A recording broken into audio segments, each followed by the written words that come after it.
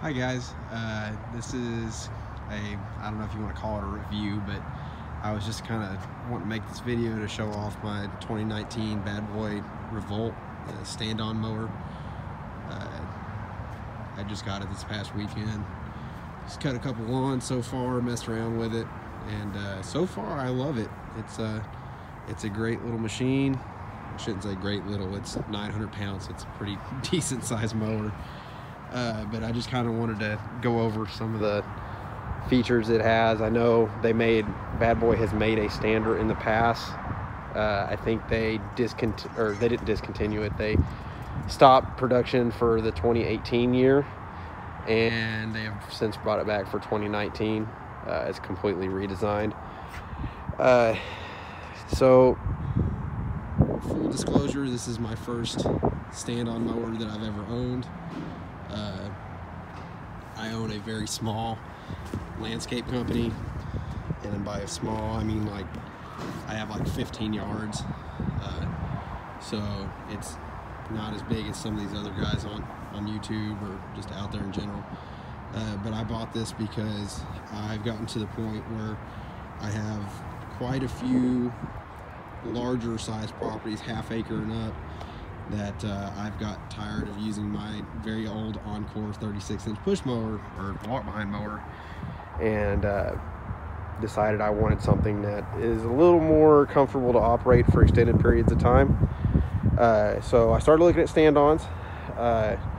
Kind of what pushed me towards the Bad Boy was this mower up front. This was roughly $7,600 out the door. I financed mine, so if you pay cash, I'm sure you could probably get it closer for the $6,800 MSRP.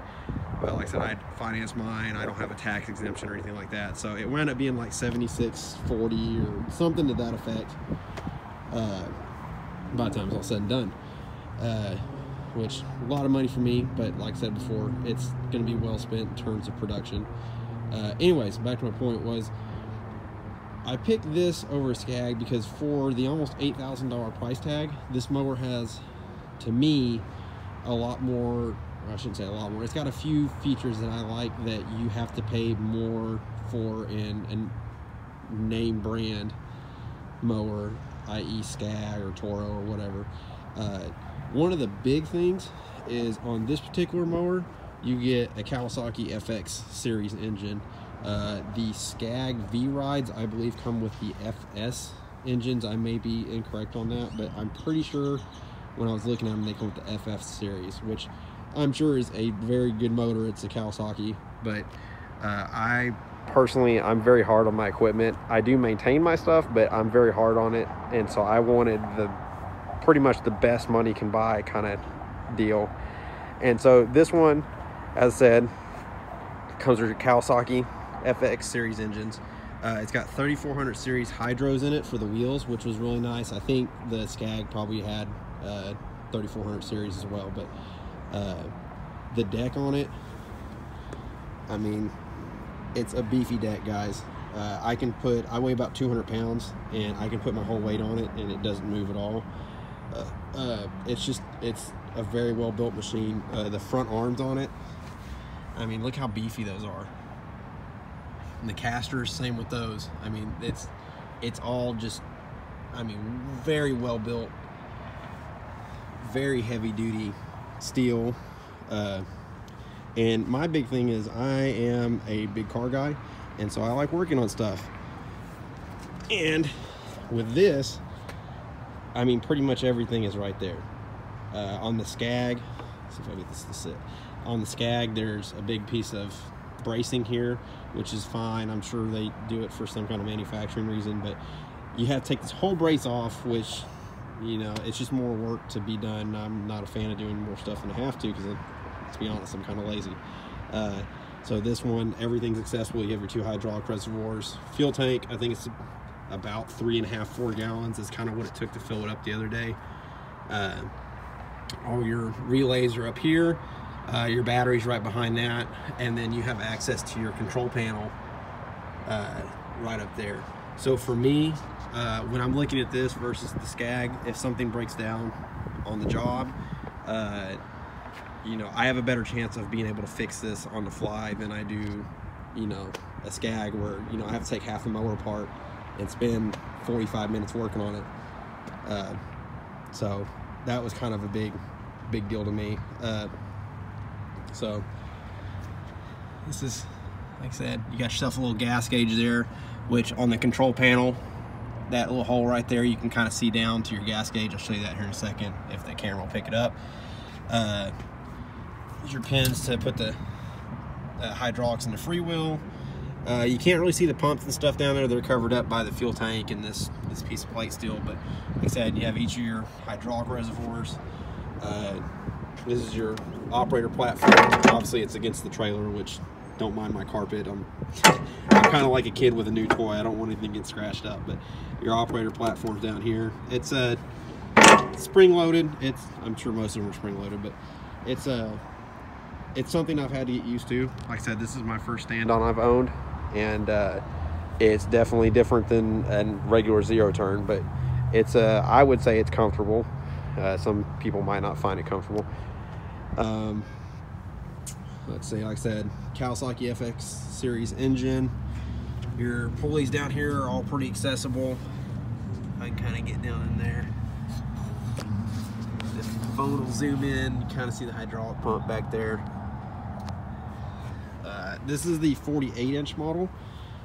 They do make a 54-inch, I believe is what it is, 54-inch. I have read somewhere that for the 2020 models, there will be a 36-inch and I'm not sure if it was a 72-inch or a 60-ish inch deck. I'm not sure why you would make a 72-inch deck on a standard, but anyways, there's supposed to be a smaller version of this and a big version, so that'll be coming then. Like I said, you got your deck guards here. Another thing I like about the Bad Boy mowers is these flaps. I know I can't remember who did it on YouTube, but they made the comment how they like that the flaps stay up, and they do. They don't, if you put it up, it's not going anywhere. They're not spring loaded, and then when I want to leave it down, it stays down, so that's pretty nice. You got yourself a little cup holder. I just use it to hang my ears on. So your fuel filler neck's right here. Everything on the engine's pretty accessible to get to, which is pretty nice. The back side of the motor, I mean, if you had to do something back there, I don't know what, but if you had to do something back there, it's a little cramped, but that's not a bad little deal. Your joints are all greasable. All these I'm not sure if they're Heim joints, but your joints here, your caster wheels are greasable. So that's not a bad deal. Let's take a look at the operator panel up here.